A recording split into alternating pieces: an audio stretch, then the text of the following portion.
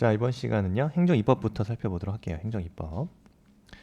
역시 2022년 국가직. 자, 행정입법에 대해서 볼게요. 자, 1번 불형의 형식으로 정해진 제재 행정처분의 기준. 기준은 그 규정의 성질과 내용, 그 내용이 행정청 내부의 사무처리 준칙에 불과한 것이므로 대외적으로 국민이나 법원을 구속하는 게 아니다. 그죠? 이게 불형으로 정해진 겁니다. 형식 자체가 불형으로 정해진 거기 때문에 이러한 제재적 처분 자체라 하더라도 제재적 행정 처분의 기준 자체가 불형의 형식으로 정해진 경우라면 우리 판례 뭐라 보죠? 행정청 내부의 사무처리 준칙을 정한 것에 지나지 않는다. 즉 대외적으로 법원을 기속하는 효력이 없다. 그래서 뭔 말이에요? 재판 규범성이 없다 이거죠. 그래서 법원을 구속하는 것은 아니다. 맞는 질문 되겠습니다. 2번 항정신성 치료제의 요양급여 인정 기준에 관한 보건복지부 고시. 보건복지부 고시가 집행행위의 매개 없이 그 자체로 직접 국민의 구체적인 권리 의무와 법률 관계를 규율하는 성격을 가질 때, 이때는 항고소송의 대상이 된다. 맞죠? 그래서 환자와 국민공당 간의 법률 관계를 직접 규율하기 때문에 항고소송의 대상이 되는 행정처분에 해당한다고 본다. 자, 3번 지문이에요. 위임이에요. 위임. 자, 법률의 위임에 의해서도 효력을 갖는 법규 명령이 법 개정으로 위임의 근거가 없어지게 된다. 그래서 이걸 이해하셔야 되는 게 효력을 상실하지 않습니까? 효력을 상실하죠. 그래서 국법의 위임에 의한 법규 명령 자체에 법규 명령이 위임에 의해서 이루어졌다. 근데 그 위임의 근거가 없어지게 된 경우죠. 상실됐다. 그럼 그때부터 어떻게 됩니까? 이 법규 명령은 무효가 되는 겁니다. 그래서 이걸 반대로 해석하면요. 자, 법률의 위임에 의해서 효력을 갖는 법규 명령의 경우 위임의 근거가 없어 무효라고 하더라도 어떻게 됩니까? 사후에 법 개정으로, 그죠?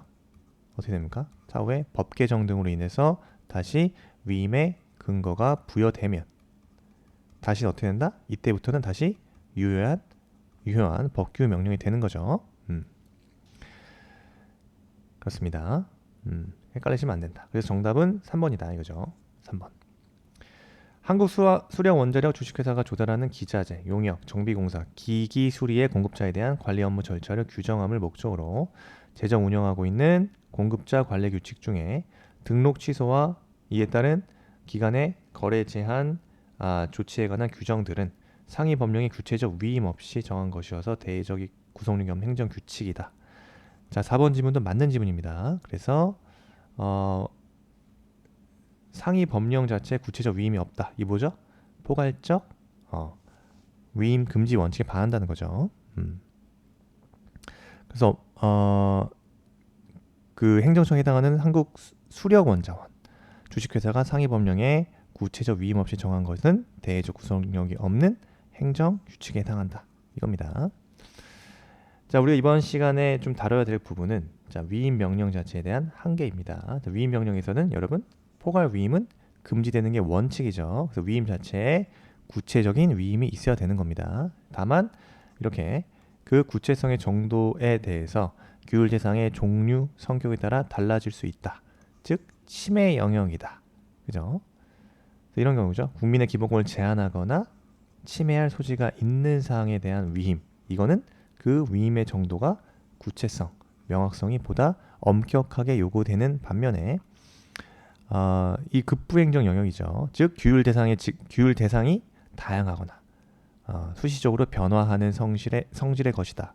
그런 경우는 구체적인 위임성의 정도, 명확성의 요건이 완화된다 이겁니다. 그래서 위임 명령에 규정될 내용과 범위의 기본 사항은 구체적으로 규정되어 있더라도 예측할 수 있어야 된다. 이렇게 나오면 옳은 지문이고요. 그다음에 일반적인 급부행정 법규에 있어서는 처벌법규나 조세법규보다 그 위임의 요건과 범위가 더 엄격하게 규정되는 게 아니죠. 더 완화될 수 있죠. 구체성의 정도에 있어서. 자, 이렇게 나옵니다. 또 잘 나오는 이거예요. 자, 지방자치법 22조에 뭐라고 규정되어 있습니까? 지방자치단체는 법령의 범위 안에서 그 사무에 관한 조례를 제정할 수 있다. 그래서 이러한 조례 자체는 지방자치단체의 소위 자주법이기 때문에 법령에 위반되지 않는 한도 내에서는 법률의 개별적인 수권, 위임이 없어도 제정될 수 있다 이거죠. 법률의 개별적 위임이 없어도 이 지방자치단체, 이 조례요. 이거는 지방자치단체의 자주법적 성질을 가지기 때문이다. 그런데 예외가 있죠. 다만 이러한 경우에도 주민의 권리 제한이나 의무 부과에 관한 사항, 벌칙을 정할 때 법률의 위임이 있다고 규정하고 있다 이거죠. 법률의 위임이 있다. 자, 이러한 경우에 위임의 범위에 대해서 우리 판례 물어봅니까? 조례가 역시 주민의 대표기관인 지방의회의 의결로 제정되는 지방자치단체의 자주법이기 때문에 포괄 위임이 가능하다라는 게 우리 판례 입장입니다. 이거죠. 판례 입장이다. 글쎄요. 그 다음에 이럴 경우에도 다만 법률의 자치적인 사항을 공법적 단체의 정관으로 정하도록 위임한 경우, 이때는 포괄 위임 금지 원칙이 적용되지 않는다. 이거죠. 공법적 단체의 정관으로 정한 경우 이렇다 하더라도 포괄 위임 금지 원칙이 적용된다? 적용되지 않는다는 것이 우리 판례 입장이다. 그래서 법률이 고시의 형식으로 입법 위임을 할 때 전문적 기술적 사항이나 경미한 사항으로서 업무의 성질상 위임이 불가피한 경우에 한한다. 맞는 질문이죠. 그 다음, 자, 조례에 대한 법률의 위임은 반드시 구체적으로 범위를 정해야 된다. 그럴 필요 없다. 그죠? 그 조례 자체는 지방자치단체의 자주법이기 때문에 포괄 위임이 가능하다는 게 우리 판례 입장이다. 그래서 구체적으로 범위를 정해야 된다. 이렇게 나오면 틀린 지문이다 이겁니다. 자, 그 다음에 국회 전속적 입법사항의 위임 금지에 있었어요. 자, 국회 전속적 입법사항에 대해서 위임이 가능한가요? 원칙 위임이 불가하죠. 그래서 죄양법정주의나 조세법률주의와 같은 그 헌법 자체에서 법률로 정하도록 규정한 사항, 이에 대해서는 명령의 위임을 할 수 없는 것이 원칙입니다. 원칙. 다만 이러한 국회 전속적 입법 사항이라 하더라도 예외적으로 위임이 가능하다. 그죠? 그래서 그 세부적 사항에 관해서는 구체적 범위를 정해서 행정 입법에 위임하는 것은 가능하다는 것이 우리 통설 판례입니다. 네. 그래서 처벌 법규의 위임에 있어서 긴급성, 그다음에 미리 법률로서 자세히 정할 수 없는 부득이한 사정 등이 인정되는 경우에 한정된다. 이 경우에도 범죄의 구성 요건은 뭐해야 된다? 처벌 대상의 행위가 어느 정도 어떠한 것이라고 예측할 정도로 구체적이어야 된다. 형벌의 종류와 상한, 폭은 명백히 규정돼야 된다 이겁니다. 그래서 기출문제 지문 보시면요. 국회 전속적 입법 사항 같은 경우는 반드시 법률에 의해서 규정되어야 하며 입법자가 법률에서 구체적으로 범위를 정하였다 하더라도 위임될 수 없다 해서 틀린 지문이 나오는 거죠. 그래서 위임이 가능한 경우 언제죠? 법률에 구체적으로 범위를 정하여 위임될 수 있다. 그죠? 그래서 구체적으로 정하고 형벌의 종류, 상황과 폭을 명백히 규정한 경우, 이런 경우에는 예외적으로 위임이 가능하다. 이렇게 나오겠죠? 처벌 규정의 위임은 재형법정주의에 인해서 어떠한 경우에도 허용된다? 허용되지 않는다? 하면 틀린 지문 되겠습니다. 자, 이 판례에서 위임 명령의 한계에 관한 이 사례 중요하다고 봐서 갖고 온 판례입니다. 그래서 이 판례 사례를 보시면 S시의 A지역 주택 재개발 조합의 인가를 받을 때 어떻게 됩니까? 그 구도시주거환경정비법에는 인가 신청과 관련해서 어떻게 된다? 토지 면적 3분의 2 이상의 토지 소유자의 동의, 그다음에 토지 등 소유자의 5분의 4 이상의 동의 요건입니다. 그 후에 어떻게 했습니까? 법률이 개정이 됐어요. 그래서 정관으로 규정하도록 했다. 요 판례 기억하세요? 아까 여기 법률이 자치적인 사항을 정관으로 규정한다고 위임하더라도 우리 판례 뭐라고 그랬죠? 포괄 위임 금지 원칙이 적용되지 않는다고 봤죠? 네. 그래서 요 판례에 있어서 정관으로 정했다. 네. 포괄 위임 금지 원칙이 적용되지 않는다. 기억하시고요. 그 다음에 이제 사업 시행 인가 신청을 하고자 할 때 어떻게 바뀌었습니까? 토지 면적의 3분의 2에서 2분의 1로 완화됐다. 그래서 2분의 2 이상의 토지 소유자의 동의와 토지 등 소유자의 3분의 2, 5분의 4에서 3분의 2로 완화됐죠. 그 동의 요건이 완화됐습니다. 그래서 조항이 신설을 의결해서 관할청에 변경 인가를 받은 상황입니다. 이에 대해서 이 조합은요, 의율조합은 정관 조항의 기초에서 정관 조항이죠. 예. 새로운 정관 조항의 기초에서 면적의 54%, 토지 소유자의 동의와 토지 등 소유자의 87%의 동의를 얻어냈다 이거죠. 그래서 관할청에 인가 처분을 받은 겁니다. 의율조합의 조합원인 갑은요, 뭐라고 주장하죠? 의율조합의 조합원 갑은 구도시주거환경정비법상의 사업시행 인가 요건의 적용을 전제로 해서 의율조합 설립에 동의를 했는데 이게 개정이 됐다. 그러면서 정관에서 사업시행 인가 요건이 완화되어서 전체 면적의 그 3분의 1 이상의 토지를 소유하고 있는 자신의 조합 활동에 제한할 수 있었던 부당한 조합 활동 등을 제한할 수 있었던 권리, 부당한 조합 활동 등을 제한할 수 있는 권리가 상실됐다. 그러면서 갑이 뭐라고 주장하죠? 소급 입법에 의한 재산권 침해를 받았다라고 주장하고 있는 겁니다. 사실관계를 잘 이해하시고요. 그래서 요 포괄 위임 금지 원칙과 관련해서 요 관련된 판례입니다. 갑이 뭐라고 주장하냐 이거죠? 다시 자 뭐라고 주장했어요? 사업 시행인가 신청 시 토지 등의 소유자 동의 요건을 정관에 위임한 거, 이게 포괄 위임 금지 원칙에 위반된 겁니다 라고 주장을 했다 이겁니다. 그죠? 그 다음에 이제 동의 요건이 토지 소유자의 재산상 권리 의무에 영향을 미치기 때문에 법률 유보와 의회 유보 원칙에 반한다 하면서 구법령의 존속에 대한 당사자 신뢰가 침해된다. 따라서 이거는 신뢰보호 원칙에 위반된다고 주장을 하니까 쟁점이 뭐가 된다고 그랬죠? 네. 동의 요건, 토지 등의 소유자의 동의 요건과 조합 정관의 법적 성질이 문제되고요.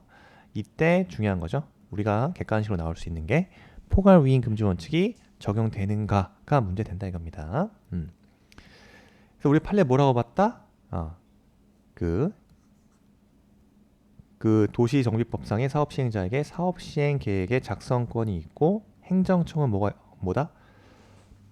죄송합니다. 단지 이에 대한 인가권을 가지고 있으므로 사업시행자인 의율조합의 사업시행 계획 작성 자체는 뭐다?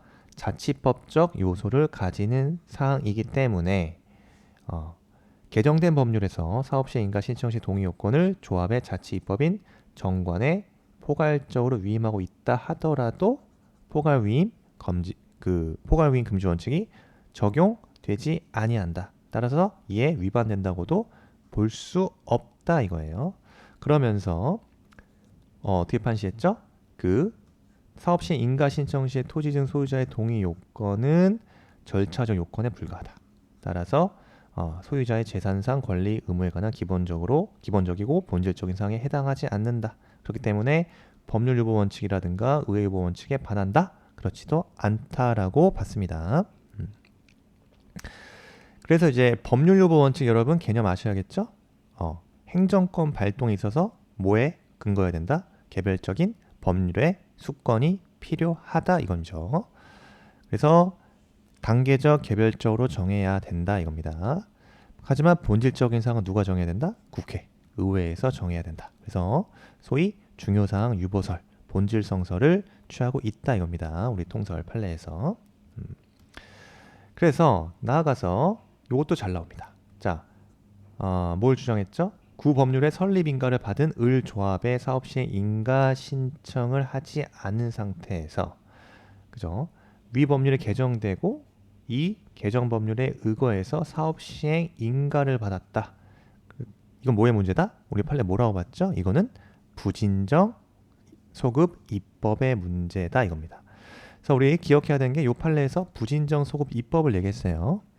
부진정 소급 입법을 얘기했는데 진정 소급이 아니다. 부진정 소급 입법은 원칙은 뭐죠? 우리 판례 허용되고 있죠. 왜?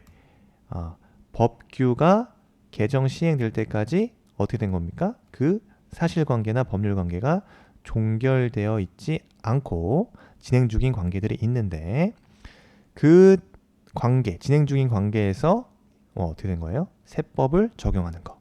이것을 부진정 소급 입법이라고 하죠. 그래서 부진정 소급 입법은 개정된 그 세법의 적용을 허용하고 있습니다. 그래서 원칙 허용이지만 하지만 이제 예외적 그 금지죠. 예외적 금지예요.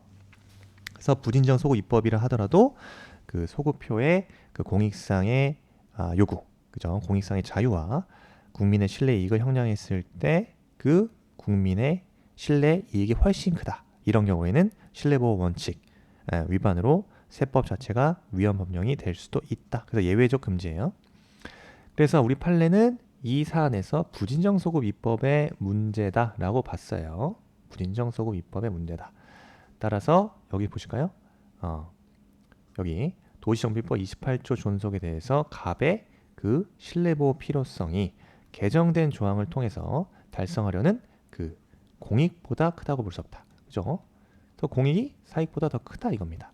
따라서 부진정 소급 입법이기 때문에 예외적 금지에 해당하지 않는다는 거죠. 예.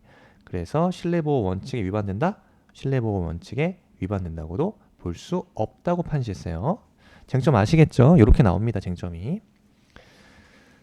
예. 그 다음에 이제 동의요건 정리해야겠죠? 소유자의 재산권에 대한 직접적 중대한 침해라고 볼 수 없다. 그리고 이건 뭐다? 동의권 자체의 박탈이라고 볼 수 없다 이거예요. 그래서 쟁점들을 정리했습니다. 이 사안에서 그죠? 포괄 위임 금지 원칙에 적용되는지, 그 다음에 법률 유보 원칙, 의회 유보 원칙에 적용되는지, 나아가서 갑의 구 법률의 존속에 대한 신뢰, 그죠? 부진정 소급 입법으로서 예외 사유에 해당하는지, 즉 그 사익이죠. 그 갑의 사익. 이 공익보다 큰지 비교 용량했을 때 그래서 보호할 만한 것인지를 검토했다. 이게 사례형 문제로 나올 수 있겠죠. 그렇습니다. 됐어요. 그 다음 문제 볼게요. 자, 옳은 거 올라라 했다. 요것도 2022년도 사례 문제죠. 자, 민간시민단체 A가 관할 행정청 B에게 개발사업의 승인과 관련해서 정보 공개를 청구했는데요. B는 현재 재판 진행 중인 사안이 포함되어 있다는 이유로 공공기관 정보공개에 관한 법률 9조 1항 4호의 사유를 들어서 정보공개 청구를 거부했다 이겁니다. 그래서 자 1번 질문 옳은 거 올라라 했죠? 공공기관 자 A가 공개 청구한 정보에 대해서 개별 구체적 이익이 없는 경우에도 B의 정보 공개 거부에 대한 취소 소송으로 다툴 수 있는가? 라고 봤다. 여기에요. 그래서 우리 판례 뭡니까? 정보 공개 청구 자체는요. 이게 좀 어렵습니다. 그 정보에 대해서 공개 청구 정보에 대해서 개별 구체적 이익이 없는 경우다. 이런 경우라 하더라도 지금 주체가 누굽니까? 민간 시민단체죠. 그래서 개별적 구체적 이익이 없는 경우라 하더라도 즉 개별적인 이해관계가 없다 하더라도 정보 공개 청구권의 이 성질 자체가 뭐다? 우리 판례가 보는 건 구체적 권리다. 구체적 거부기 때문에 구체적 권리이기 때문에 그 개인적인 개별적이고 구체적인 이익이 없는 경우라 하더라도 정보 공개 청구권을 공익을 위한 경우에도 인정된다는 취지입니다. 그래서 공익을 위한 정보 공개 청구도 인정된다는 취지예요. 그래서 사안에서 민간 시민단체 A가 뭐가 인정된다 그랬죠? 소위 거부 처분을 다툴 원고 적격이 인정된다. 그래서 문제를 풀 때 이 원고 주체가 인정되는가? 민간 시민단체가. 이게 포인트였죠? 1번 질문에서 그걸 물어본 거예요. A 자체는 개인이 아니잖아요. 민간단체잖아요. 그래서 민간단체이기 때문에 민간 시민단체이기 때문에 소위 공익을 위해서 정보공개 청구가 허용되는가에 대해서 원고 적격을 인정을 하면서 개별적 이해관계가 없는 공익을 위한 경우에도 정보 공개 청구는 구체적 권리로서 인정된다고 보는 것이 우리 판례 입장이다. 그래서 1번 지문을 옳은 지문으로 골라야 됐었던 거죠. 예, 쉽지 않았던 겁니다. 그래서 주체, 여기가 포인트였다. 민간시민단체가 정보 공개를 청구할 수 있는지, 즉 원고 적격을 인정할 수 있는지에 대한 쟁점이었다. 이게 그죠? 이 문제에 대해서 포인트였다. 이렇게 보셔지네요. 나머지 문제 어렵지 않았습니다. 자, A가 공개 청구한 정보에 대해서 직접적 이해관계가 있다. 그러면 B의 정보 공개 거부에 대해서 정보 공개 이행을 구하는 소송. 이거는 뭐죠? 당사자 소송이 아니라 정보 공개 거부 처분이죠. 이 처분에 항거하는 항고 소송으로 다투어야 된다 이거죠. 항고 소송으로. 그 다음 A가 공개 청구한 정보의 일부가 공공기관 정보공개에 관한 법률상의 비공개 사유에 해당하는 때에는 그 나머지 정보만을 공개하는 것이 가능한 경우라 하더라도 법원은 공개 가능한 정보에 관한 부분만의 일부 취소를 명할 수 있죠. 대표적인 사안입니다. 일부 취소가 인정되는 대표적인 사안이다. 그래서 분리 가능하다. 그죠? 그러면은 공개 가능한 정보에 관한 부분만의 일부 취소를 명할 수 있다. 자, B의 비공개 사유가 정당화되기 위해서는요. A가 공개 청구한 정보가 진행 중인 재판의 소송 기록 자체에 포함되어야 할 필요가 없습니다. 그래서 반드시 그 정보가 진행 중인 재판의 소송 기록 자체에 포함된 내용일 필요는 없고요. 그렇지만 우리 판례 더 나아가서 어떻게 보죠? 이렇게 보지는 않지만 재판에 관련된 그 일체의 정보는 진행 중인 재판의 심리나 재판 그 판결이죠. 결과에 구체적으로 영향을 미칠 위험성이 있어야 한다. 위험이 있는 정보에 한정된다. 이렇게 판시했어요. 그래서 오답을 처리할 때 자, A가 정보 공개 청구한 이 정보 자체가 진행 중인 재판의 소송 기록 자체에 반드시 그죠? 반드시 포함될 내용이어야 되는 것은 아니다. 아니지만 우리 판례는 그 판결 이후에서 재판에 관련된 일체의 정보가 그에 해당하는 것은 아니고 어디에 해당해야 된다? 진행 중인 재판의 심리 또는 재판 결과에 구체적으로 영향을 미칠 위험이 있는 정보에 한정된다라고 판시했어요. 여기까지. 4번 지문 틀렸습니다. 자, 이에 대해서 우리 공공기관 정보공개에 관한 법률 절차적인 면을 좀 봐야 된다. 또 사례형이죠. 사례형 대비하기 때문에. 그래서 갑이 최근에 공공기관에게 정보공개에 관한 법률에 따라서 문서로 정보 공개 신청을 했다. 그 다음에 공공기관 정보공개에 관한 법률 9조 1항의 내용의 근거로 거부 처분을 받았는데 이의 신청했다. 자, 이의 신청 규정에 대해서 우리 좀 사례형으로 좀 대비할 필요가 있다. 일단 뭐죠? 이건 단순 사례입니다. 일단 이의 신청을 하려면 청구인이 자 정보를 공개한 후, 그냥 정보 공개 청구한 후, 자 20일입니다. 20일 이런 거 기간 체크하세요. 20일이 경과하도록 정보 공개의 결정이 없다. 정보 공개 결정이 없는 때 공공기관으로부터 정보 공개 여부의 결정 통지를 받은 날이라든가 또는 정보 공개 청구 후 20일이 경과한 날로부터 30일이에요.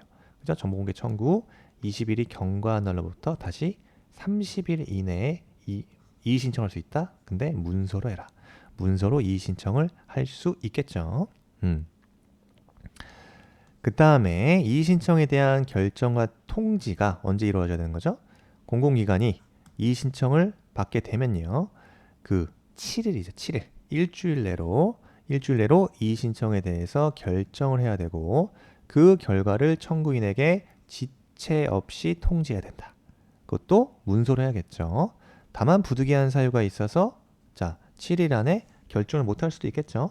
그러면 그 기간이 끝나는 날의 다음 날부터 기산해서 다시 7일로 연장할 수 있다. 그죠?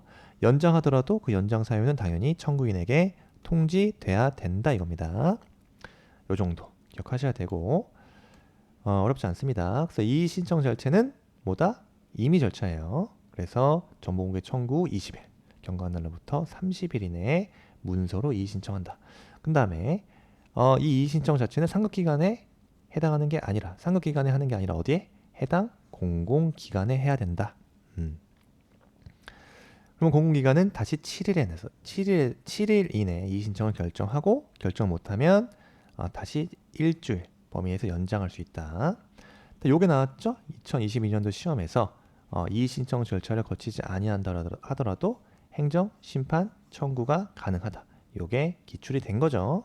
그래서 공공기관 정보공개하는 법률에 있어서 이의 신청 절차를 거치지 아니하더라도 행정 심판 청구가 가능하다. 임의 절차다.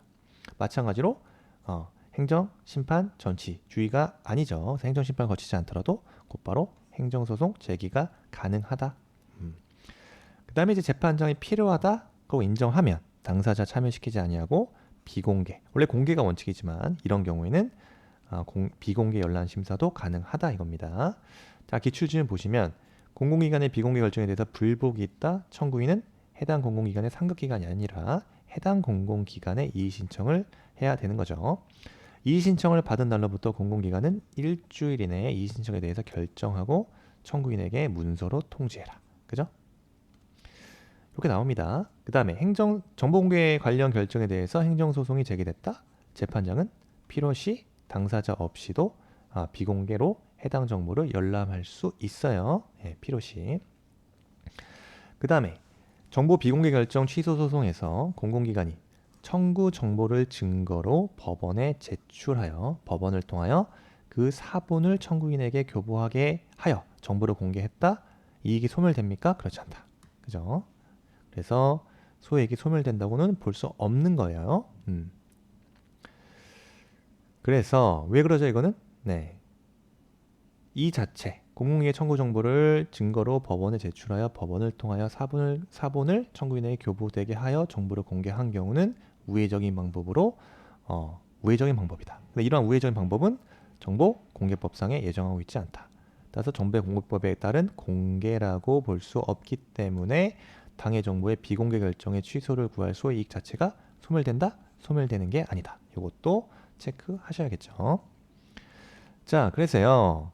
그 다음에 이거예요. 요것도 정보공개에 관한 법률에 있어서 제3자에 대해서 자, 공개 대상 정보의 전부나 일부가 어디야? 제3자에게 관련된 경우입니다. 그럼 이제 제3자 어떻게 할 수 있죠? 공개 청구된 사실을 통지받은 제3자는 그죠? 통지받은 날로부터 3일입니다. 이런 것들. 통지받은 날로부터 3일 내에 나와 관련된 정보를 공개하지 말아라. 정보를 공개하지 아니할 것을 요청할 수 있습니다. 소위 비공개 요청을 할 수 있다 이거죠. 비공개 요청을 할 수 있다. 제3자도 비공개 요청할 권리를 갖는다. 자, 기출이요. 공개 청구된 정보가 제3자와 관련이 있는 경우 행정청은 제3자에게 통지를 하여야 하고 의견을 들을 수 있다. 맞죠? 네, 뒷부분. 제3자가 비공개를 요청할 권리를 갖지 못한다 하면 틀린 지문 되겠습니다. 자, 나아가서 제3자의 비공개 요청이 있음에도 불구하고 그죠? 공공기관이 공개 결정을 해버렸다 이겁니다. 그러면 어떻게 해야 됩니까? 공공기관은 공개 결정 이유와 공개 실시일을 명시해서 제3자에게 문서로 통지해야 되는 거죠. 제3자에게 문서로 통지해야 되고요. 제3자는요. 당해 공공기관에 문서로 이의 신청을 하거나 어떻게 갈 수 있죠? 네, 행정 심판 혹은 행정 소송으로 제기할 수 있다. 소송으로도 제기할 수 있는 겁니다. 자, 이때 이의 신청을 한 경우에는 뭐다? 통지를 받은 날로부터. 자, 이의 신청은 통지를 받은 날로부터 7일이에요. 통지를 받은 날로부터 7일. 이런 것들. 그 다음에 아까 자 공공기관이 공개 결정일과 공개 실시를 명시해야 되는데 그 간격은 얼마다? 한 달, 30일이에요. 30일. 공개 결정일과 실시일은 30일의 간격을 두어야 한다 이겁니다. 아시겠죠? 요것도 이제 어떻게 보면 단순 사례 문제로 나올 수 있기 때문에 잘 이해하셔야 돼요. 그래서 제3자의 비공개 요청에도 불구하고 공공기관이 공개 결정을 했다? 요때 공개 결정 이유와 공개 실시를 명시해서 문서로 통지해라. 관련된 기출이 지문입니다. 좀 하나씩 확인해 보면, 자, 공개 청구된 정보가 제3자와 관련이 있는 경우 제3자에게 통지하고 제3자가 비공개 요청의 권리를 갖지 않는다. 역시 틀린 지문이죠. 그 다음에 공개 결정 이유와 공개 실시를 명시하여 지체 없이 문서로 통지해라. 그죠? 비공개 요청이 있음에도 불구하고 공개 결정했을 때, 그죠? 그 다음에 공개 청구된 사실을 통지받은 제3자가 당해 공공기관에 공개하지 아니할 것을 요청한 때, 이때는 공공기관은 비공개 결정을 하여야 합니까? 네, 의무가 아니죠. 비공개 결정을 할 수도 물론 있지만, 그죠? 공개 결정을 할 수도 있다. 그때는 공개 결정의 이유와 공개 실시를 명시해서 문서로 통지하면 된다. 그 다음에 공개 결정을 한 경우 공개 결정일과 실시일의 간격은 최소 30일이다. 그죠? 30일. 이런 거 틀리시면 안 되겠죠. 그 다음 공개 청구된 정보를 공공기관이 한때 보유, 관리하고 있는데요. 정보가 그 후에 정보가 담긴 문서가 정당하게 폐기하여 존재되지 않았다. 이에 대한 정보 보유 관리 여부에 대한 입증 책임은 누구한테 있습니까? 청구자에게 있는 게 아니라 공공기관에게 있다. 이런 것들. 그래서 공공기관 정보공개에 관한 법률에서 일부 개정안에서 정보공개 심의의 설치 대상을 확대했다. 그죠? 지방공사와 지방공단까지 이제 정보공개 심의의 설치 대상에 포함이 됐다. 기억하셔야 되고요. 그 다음에 정보공개위원회를 국무총리 소속이다. 그래서 행안부 장관 소속에서 국무총리 소속으로 변경해서 이 정보공개위원회의 위상을 강화시켰다. 그 다음에 심의사항도 추가됐습니다. 그래서 정보공개에 관한 법령에 관한 제도, 법령 등에 대한 조사, 개선 권고 등을 추가시켰다. 그래서 심의사항을 추가시켰다. 이런 것들 내용을 정리해놨어요. 그죠? 일부 개정안에서. 그 다음에 정보공개 심의의 위원장은 어떻게 했습니까? 외부 전문가의 위촉 비율이 2분의 1에서, 이거 중요하죠? 3분의 2로 확대됐다. 외부 전문가를 위촉해야 되는데 이제는 3분의 2로 확대했어요. 그 다음에 정보공개 심의의 그 공정성 제고를 위해서 위원회 제척, 기피, 회피 규정을 신설했다. 이것도 기억하셔야 된다. 그죠? 그 다음에 정보공개위원회 소속 변경 및 기능을 강화했는데 이제 아까 말씀드렸죠? 국무총리 소속을 변경했고 위원회 수는 9명에서 11명입니다. 11명으로 확대했다. 그 다음에 정보공개위원회 심의 조정사항에 대해서 뭘 추가했다 그랬죠? 정보 공개의 심의 결과, 심의 기준 개선, 그 다음에 정보공개 관련 불합리 제도, 법령 등에 대한 조사, 개선 공고에 관한 사항을 추가했다. 이런 게 나올 수 있잖아요. 그죠? 이런 게 나올 수도 있다. 잘 체크하세요. 정보공개위원회의 위원 수를 11명으로 확대하고 심의 내용, 정보공개위원회 심의 조정사항을 그 기능을 추가했다를 정리했습니다. 어떻게? 표로써 정리했다. 그죠? 이런 것들 잘 기억하셔야 됩니다. 그래서 정보공개위원회 소속 변경 기능을 강화했다. 그죠? 11명으로 구성됐다. 그다음에 국무총리 소속으로 변경된 거. 대통령 소속 아닙니다. 국무총리 소속으로 변경됐다. 이런 것들 체크하셔야 돼요. 그다음에 이제 기능 추가된 사항들 표시해 놨습니다. 이것들.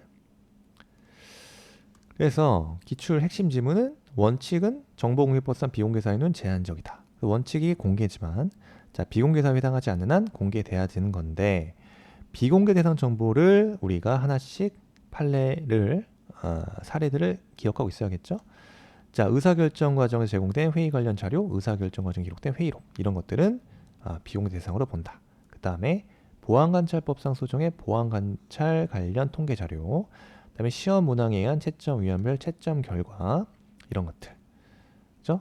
그 다음에 지방자치단체 업무 추진비 세부 항목별 집행 내용 및 그에 관한 증빙 서류를 포함된 개인에 관한 정보, 법인 등의 법인 등이 거래하는 금융기관 계좌 번호뿐만 아니라 법인 등의 경영 영업상의 비밀 등은 비공개 대상이 되겠죠.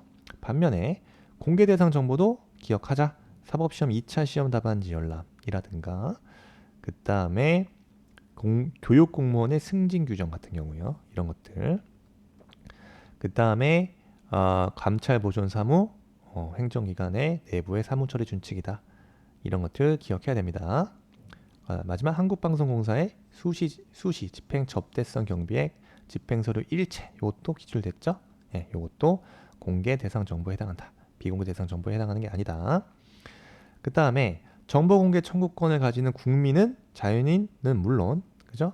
법인 그 다음에 권리 능력 없는 사단, 재단도 포함된다. 그 다음에 정보 공개 청구권 법인의 경우는 설립 목적을 불문한다. 이거예요. 이것도 잘 나오는 기출입니다. 정보 공개 청구권 자체가 청구를 제기할 때 오로지 상대방을 괴롭힐 목적으로 정보 공개를 구하는 등의 특별한 사정. 이런 경우에는 권리 남용이지만 이런 특별한 사정이 없는 한 정보 공개 청구가 시행착오에 반하거나 권리 남용에 해당한다고 볼 수 없다. 다음에 그 대상이 된 정보는 반드시 원본일 필요가 없고요.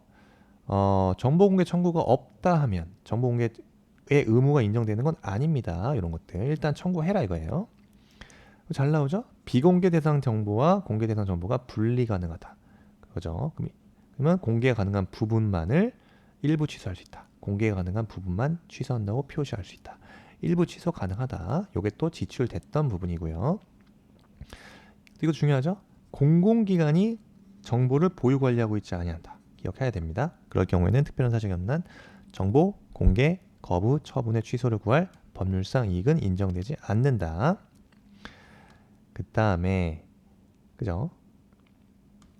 당연한 말들이다. 그 다음에 정보 공개를 청구하다가 거부 처분을 받은 것 자체, 요 자체가 법률상 이익의 침해에 해당한다고 할 것이다. 따라서 거부 처분 받은 것 자체가 법률상 이익의 침해에 해당하게 되기 때문에 어떻게 거부 처분과 받은 것 이외의 추가로 어떤 법률상 이익을 가질 것이 요구된다? 그런 것은 아닙니다. 이런 것도 잘 체크하셔야 되고요. 그 다음에 이제 아까 그 일부 취소가 가능한지에 대해서 자 취소 소송에서 판결과 관련해서 보겠습니다. 요거예요. 요 판례 자주 나오기 때문에 자 공개를 거부한 정보에 비공개 대상 정보에 해당하는 부분과 공개 가능한 부분이 혼합되어 있다. 이때 법원은 정보 공개 거부 처분의 전부를 취소한다 하면 틀린 질문입니다. 왜? 자 일부 취소가 가능한 거는 가분적 처분이거나 자 기속행위인 경우 가분적 처분이거나 기속행위인 경우에는 자 일부 취소가 가능한 거예요. 그래서 우리 판례가 대표적인 사례가 자이 공개가 가능한 정보에 비공개 대상 정보에 해당하는 부분과 혼합되어 있는 경우 이런 경우는 그 성질상 가분성을 인정했다. 따라서 일부 취소를 인정한 대표적인 사례가 되겠습니다. 나머지 것들 기억하셔야 돼요. 영업정지 처분에서 정지기간이 과다한 재량권 행사다. 뭐예요? 불가분 처분이거나 소위 재량 처분에 하자가 있다. 요거는 소위 일부 취소가 인정되지 않기 때문에 전부 취소라는 거예요. 그래서 핵심은 재량권이라는 단어 들어가 있다. 그러면은 영업정지 처분 전부가 취소돼야 된다. 일부를 취소해서는 안 된다고 되는 거예요. 아시겠죠?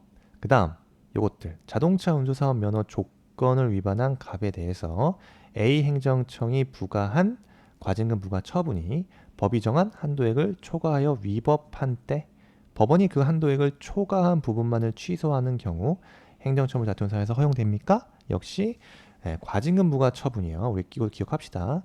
과징금 부과 처분은 뭐다? 소위 재량 처분으로 봐서 그 전부를 취소할 수밖에 없는 거예요. 과징금 부과 처분. 따라서 과징금 부과 처분이 법에 정한 한도를 초과해 위법한 때 초과한 부분만 취소하는 거 허용되지 않는다. 변호사 시험에서 나왔죠? 변호사 시험. 자, X를 친 건요. 일부 취소가 불가하다는 얘기고 동그라미는 일부 취소가 가능하다는 사례인데 오답 처리를 할 수 있다 이거예요. 일부 취소가 가능함에도 불구하고 전부 취소를 해야 된다. 오답 처리를 이렇게 한다 이거예요. 그 다음에 자 이거부터 봐요.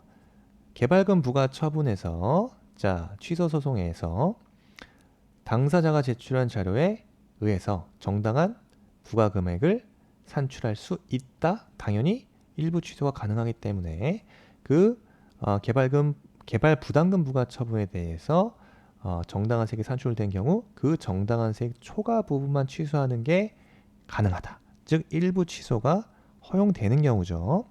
다만 이러한 경우에도 이렇게 나온다는 거예요. 오답 처리를 어떻게 합니까? 당사자가 제출한 자료에 의해서 정당한 부과 금액을 산출할 수 없는 경우 이렇게 오답 처리를 합니다. 이런 경우에는 전부 취소 판결이 내려져야 되는 거죠. 이때도 일부 취소가 허용되는 것은 아니다. 이런 경우입니다. 또 요거를 헷갈리시면 안 됩니다. 요거 강조드립니다. 요거 헷갈리시는 분들 은근히 많습니다. 오답 처리 어떻게 하는지 잘 보세요. 됐습니다. 나아가서 우리 2022년도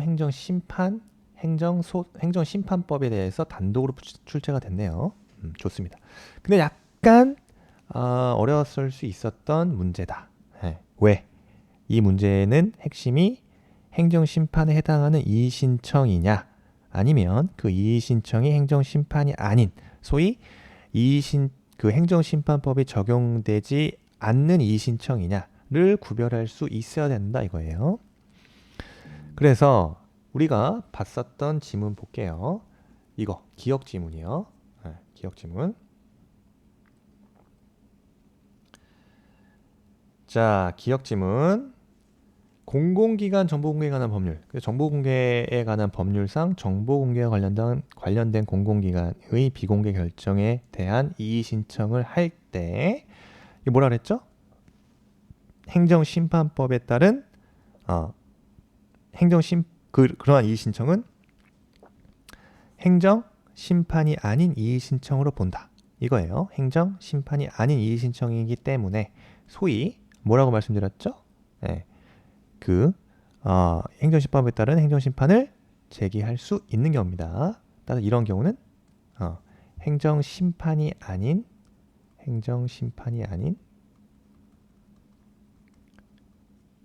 이의신청. 그죠? 행정심판이 아닌 이의신청이기 때문에 당연히 행정심판법에 따른 행정심판 제기할 수 있다 이거죠. 행정심판을 제기할 수 있다. 가능하다 이겁니다. 자, 어디서 말씀드렸죠? 요 슬라이드 기억하시나요? 이거 좀 이렇게 애니메이션 너무 많이 줬네요. 자, 요거예요. 요거 행정심판 이의신청 절차를 거치지 아니하고 행정심판 청구도 가능하다. 그죠? 그다음에 설령 이의신청을 거쳤다 하더라도 이거 나가는 뭐다? 행정심판법상 이의신청을 볼 수 없기 때문에 행정심판 청구가 가능한 경우입니다. 자, 다음 넘어갈게요. 그 다음 니은 지문. 자, 공익사업을 위한 토지 등 취득 및 보상에 관한 법률상 토지수용위원회의 수용재결에 이의가 있어서 중앙토지수용위원회. 일단 이런 경우는 토지수용위원회에 한 거잖아요. 토지수용위원회. 이거는 뭐다? 행정심판에 의한 이의신청이다. 이렇게 보여지죠? 왜? 행정심판위원회, 즉 토지수용위원회에 이의를 했기 때문에. 그리고 약간 짬밥 있으신 분들은 이거는 소위 행정심판의 성질을 갖는다.